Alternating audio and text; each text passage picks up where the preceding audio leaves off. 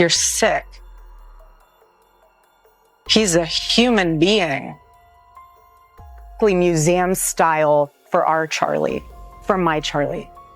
Everyone wants an answer to this evil. And sometimes the answer is very clear. Everywhere, this says, it's the priorities. It says family, children, legacy, kids number one. I'm looking at this. This does not look like an adult writing anything. This, to me, this is just insane to say that this is the same person writing that. Look, I have seen enough, ladies and gentlemen. I've seen enough. Erika Kirk should be dragged into a police precinct for questioning. Like I said, you can show me the person who disagrees with me on that. Something strange just hit the surface in the middle of an already intense situation. And this time, it's coming from inside the family. Charlie Kirk's sister, Mary, has now stepped forward with claims that are turning heads everywhere. According to her, Erika hasn't been fully honest about the story she's been telling, especially when it comes to that Valentine's letter she shared online. Mary is saying that the letter Erika posted, the one she claimed was written by Charlie, may not have been written by him at all. And the second people saw it, many were already side-eyeing the whole thing. The handwriting didn't quite match what people had seen before. Even more noticeable, the tone. The message read like a polished tribute, packed with glowing praise about Erika. It didn't feel casual or personal. It felt staged, almost like it was crafted to protect an image. Now, that alone wouldn't automatically mean anything. But when you zoom out and look at everything else that's been circulating, it starts to raise eyebrows. Erika has also continued to bring up that same Sabbath storyline again, something that didn't even connect directly to the letter itself. Take his phone Friday night, Shabbat Shalom, throw it in the junk drawer, and he would come in, open the junk drawer. Everyone has a junk drawer. Open the junk drawer, said Shabbat Shalom, put it in there, turn the phone off, slam the door. And on Friday night, when he would get home from work, he would turn off his phone and he would shove it in the junk drawer and he would say Shabbat Shalom. So naturally, people are wondering why it keeps being inserted into the conversation. And here's where it gets even more complicated. There have been reports, and again, these are reports, not confirmed facts, suggesting that Charlie may have been preparing for a divorce before he suddenly passed away. Some sources claim he had already started sleeping in a separate room. Others say he had stopped wearing his wedding ring altogether. If that's true, it paints a very different picture from the public image we were seeing. Then there's another serious claim floating around that Charlie allegedly found out a life insurance policy had been taken out in his name without his full awareness. That's a heavy accusation, and it's important to stress that it remains an allegation at this point. But when details like that start surfacing, people are going to connect dots whether they're accurate or not. So when you line everything up, talk of marital tension, a possible insurance policy situation, Charlie's sudden passing, and Erika stepping into the CEO role afterward, the timeline alone feels intense. It doesn't prove wrongdoing. It doesn't confirm anything illegal. But it absolutely explains why so many observers are questioning what may have been happening behind closed doors. Watch Erika Kirk write her character. And that's the goal for all of us, right? I know. You did, and he was taken so early. Parents are private. You did, and he was taken so early. Now let's circle back to that letter. Erika recently posted what she described as the last love note Charlie ever gave her.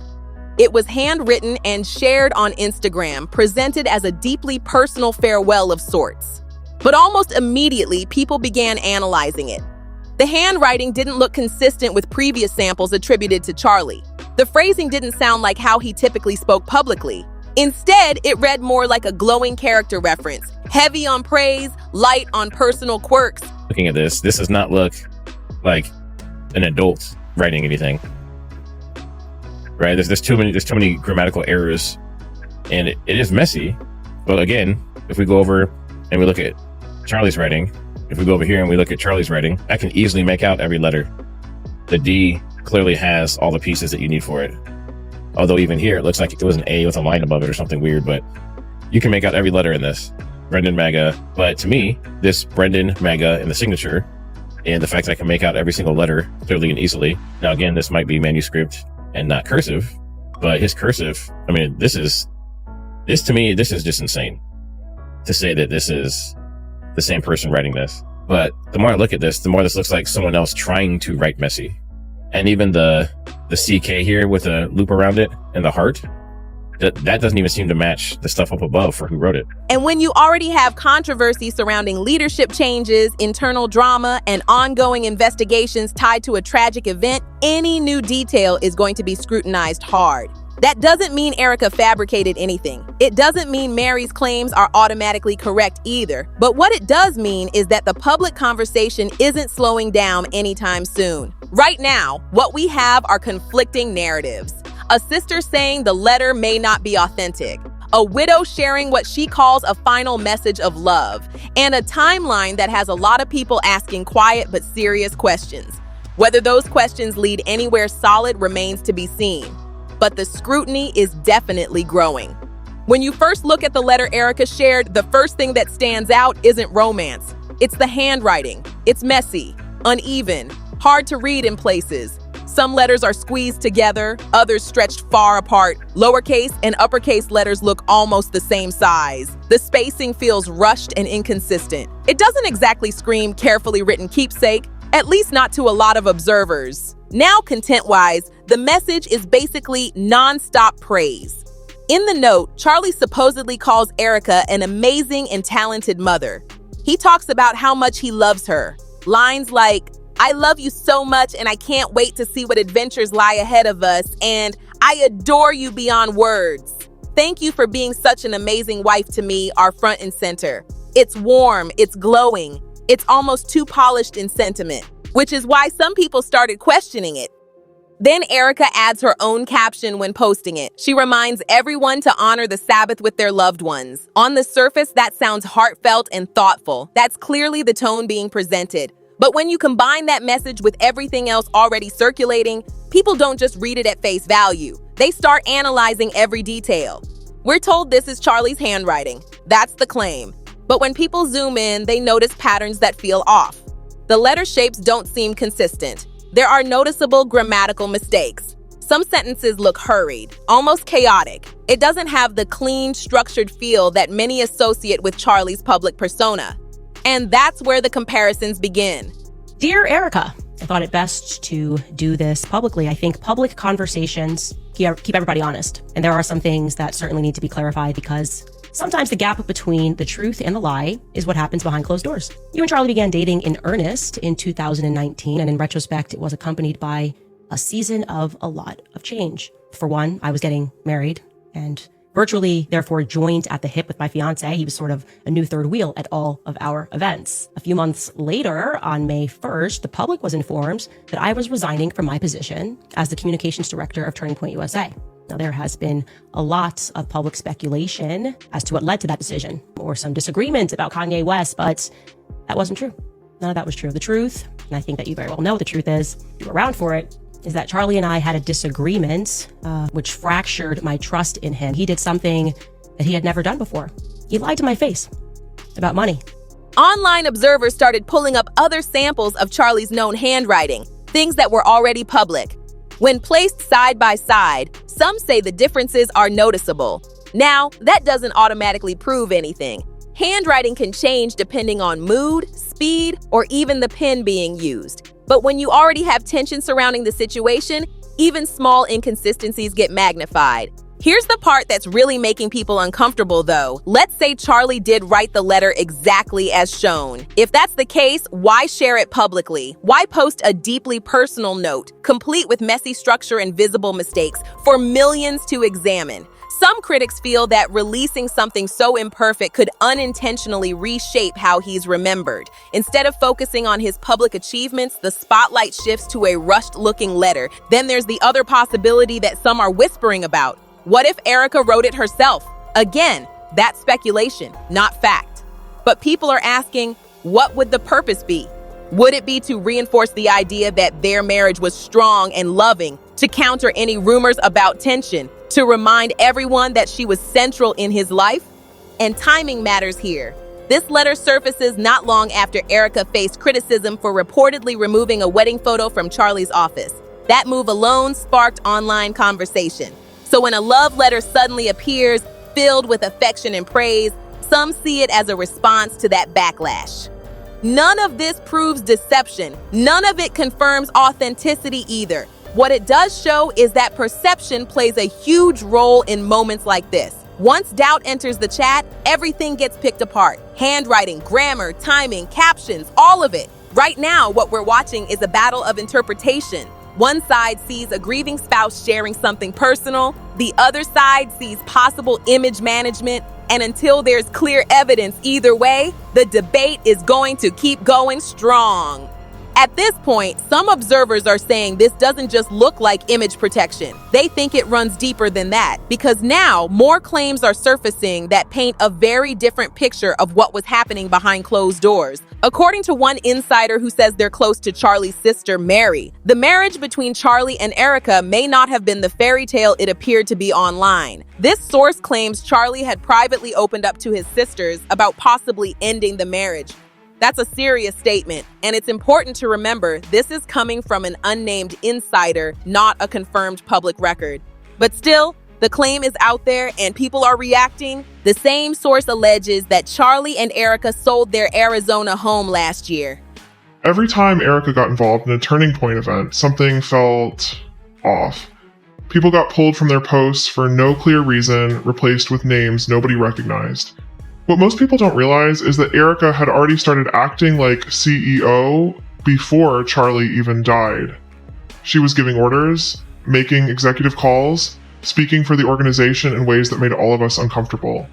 Charlie would try to intervene and she'd just talk over him, like he didn't even matter anymore. On top of that, there are whispers that they may have already been living separately before Charlie's tragic passing. If that timeline is accurate, it would challenge the image of unity that many people saw publicly. Again, these are reports, not verified court documents, but the conversation around them is definitely growing. And it doesn't stop there. The insider reportedly said the marriage wasn't nearly as smooth as social media suggested. Behind the scenes, there were said to be serious arguments. According to this account, Charlie had begun feeling like Erika had changed, that she wasn't the same person he originally married. That kind of claim adds another emotional layer to the story, especially since none of this tension was visible in public appearances. There's also talk about family dynamics. The same source claimed that Mary never fully connected with Erika. Supposedly, the two women had very little in common, and the relationship between sister-in-law and wife was distant at best. Now, strained in-law relationships aren't uncommon in general, but when placed into an already complicated timeline, it naturally adds fuel to speculation. And then comes another detail that has people raising their eyebrows.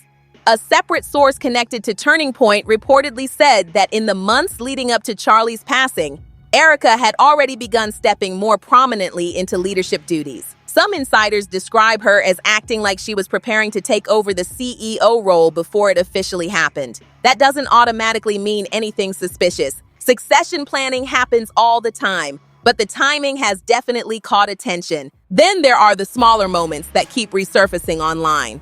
One clip in particular shows an awkward exchange where Charlie asked Erika about their wedding date.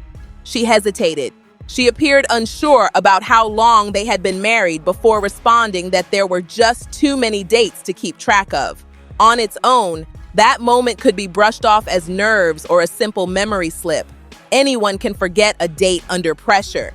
But when people start stacking these pieces together, the alleged separation, the house sale, the reported divorce discussions, the leadership transition, the resurfaced love letter, it creates a narrative that feels bigger than any single detail. Individually, each claim might not mean much. Together, they've sparked a wave of questions. None of this confirms wrongdoing. None of it proves intent.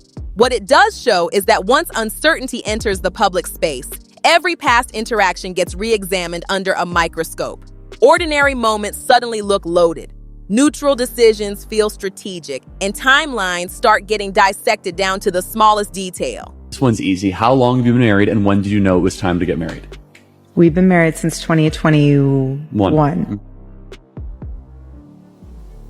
We laugh about this because our dates are so messed up because of babies, meaning there's so many dates to remember. Jail, straight to jail. For questioning at least Erika.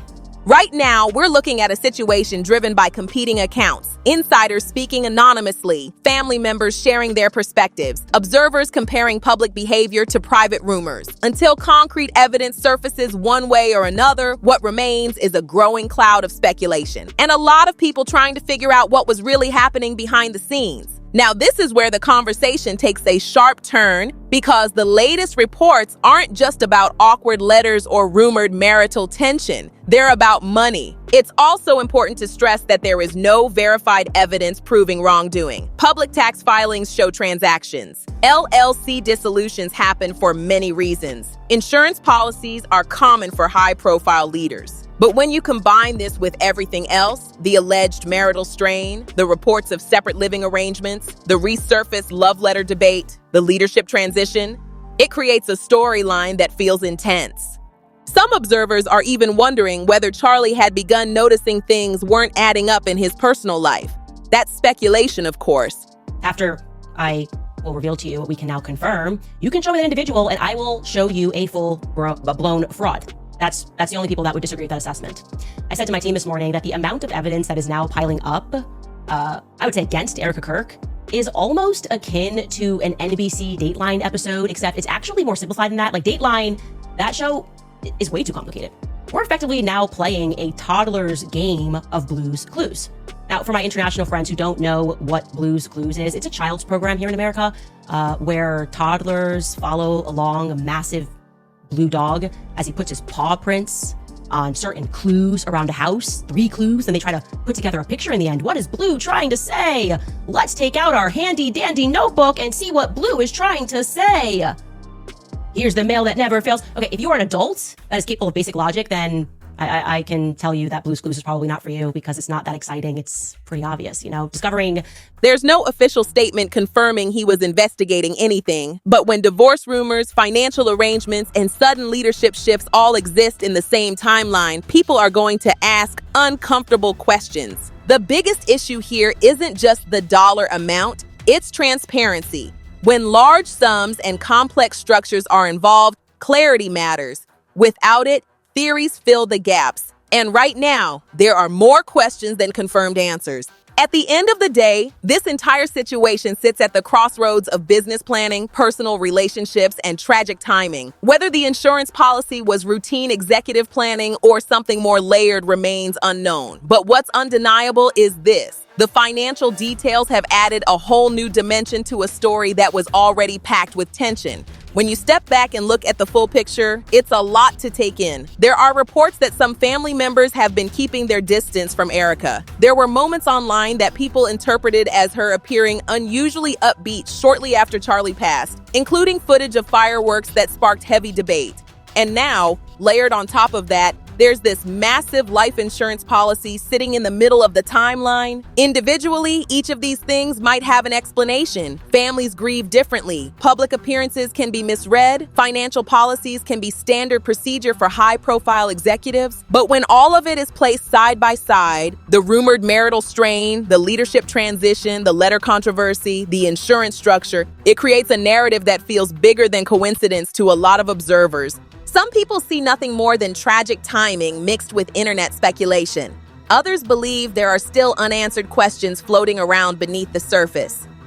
I also now have very strong evidence which suggests that you lied about your whereabouts on the morning of September 10th. Little details have been edited. You said that you were accompanying your mother as she was receiving a treatment. Like I said, I now have something which strongly disputes that narrative. So I'll ask you this question on behalf of the world. What the hell happened on September 10th? Why are you guys struggling to get your story straight? Why did you tell Jesse Waters this? And you wanted to see Charlie immediately and came up. Take us through that. We landed in Utah, went straight to the hospital. Straight to the hospital? Andrew told me that when he deplaned, you guys embraced on the tarmac and he boohoo cried in your arms because he has so much pent-up anxiety. So just given the planes, which you confirmed to me which plane he was on and which plane you were on, that would mean that you had to wait for Andrew to land for an hour. And that's really where this story sits right now, in the space between confirmed facts and growing public curiosity. It's also worth remembering that online reactions tend to amplify everything. A clip gets shared, a document gets posted, a detail gets pulled from a filing, and suddenly thousands of people are analyzing it from every angle. What might be routine business planning to one person can look suspicious to another. What feels like normal grieving to someone close to the situation can appear cold or detached to strangers watching through a screen. The truth is, we don't have access to private conversations. We don't see behind closed doors. We don't know the full legal and financial planning that may have been in place long before any tragedy occurred. What we do know is that the timeline has raised eyebrows, and once doubt enters the conversation, it doesn't leave quietly. The distance between Erika and certain family members has people talking. The public perception of how events unfolded has people speculating. And the insurance policy details have people digging deeper. But speculation isn't proof, and allegations aren't convictions. Until verified information comes forward from official sources, everything remains part of a larger conversation, not a final conclusion. Still, one question lingers in the minds of many viewers. If these big red flags were visible enough to spark public debate, what other details might still be unknown? Are we seeing the full picture, or just fragments of a much larger story? That's what keeps people watching. And as more information surfaces, whether it confirms suspicions or clears the air completely, you can bet the discussion isn't slowing down anytime soon. If you found this breakdown helpful and want more deep dives into celebrity headlines and behind-the-scenes drama, make sure to hit that like button, share this video with someone who loves staying in the loop, and subscribe so you don't miss what's coming next. And before you click away, check out the next video popping up on your screen right now. It dives into another story that's got everyone talking. Trust me, you don't want to miss it. I'll see you in the next one.